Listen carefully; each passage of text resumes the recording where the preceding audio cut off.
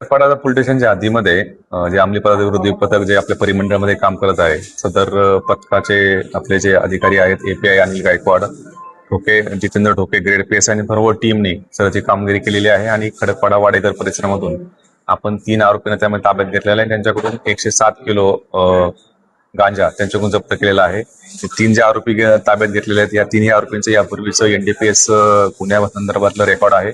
यापूर्वी ते वेगवेगळ्या गुन्ह्यांमध्ये अटक झालेले होते अंमली पदार्थ तस्करीमध्ये. त्याच्यामध्ये पहिला आरोपीचं नाव आहे वसीम खान, तो आहे भिवंडीचा. त्याच्यावरती सुद्धा एक गुन्हा दाखल आहे, जो आहे घाटकोपरचा. त्यानंतर दिनेश सरोज म्हणून आहे, हा आरोपी जो आहे तो ठाण्यामधला आहे. त्याच्यावरती पण सुद्धा घाटकोपरचाच एक 1800 किलो गांजा त्याच्याकडून यापूर्वी जप्त केलेला होता.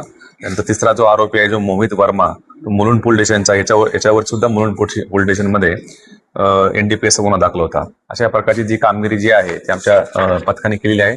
याच्यामध्ये अजूनही कोणते आरोपी आहेत ज्यांनी हा माल इथं सप्लाय केला होता, आणि ह्या साखळीमध्ये इतरही काही आरोपी असू शकतात. त्या अनुषंगाने आमचा तपास सुरू आहे. सध्या त्या तिन्ही पण आरोपींना आम्ही अटक केलेली आहे आणि कोर्टासमोर हजर केला असता आरोपींना आता 9 तारखेपर्यंत त्यामध्ये पोलीस रिमांड दिलेली आहे.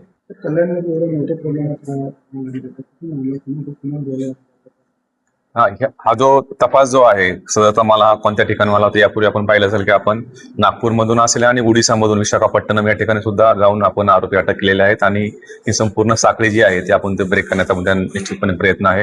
या प्रकरणामध्ये सुद्धा हा माल सदरचा माल कुठून आला होता, कोणत्या ठिकाणी घेऊन जाणार होते, आणि इतरही कोणकोणते याच्यामध्ये सहभागी आहेत हे पूर्णपणे आपण साखळी याच्याकडून तपास करून पूर्ण करणार आहोत, जेणेकरून हे पूर्ण रॅकेट जे आहे आपल्या त्या रॅकेटच्या मध्ये आपल्याला मुळापर्यंत जाता येईल.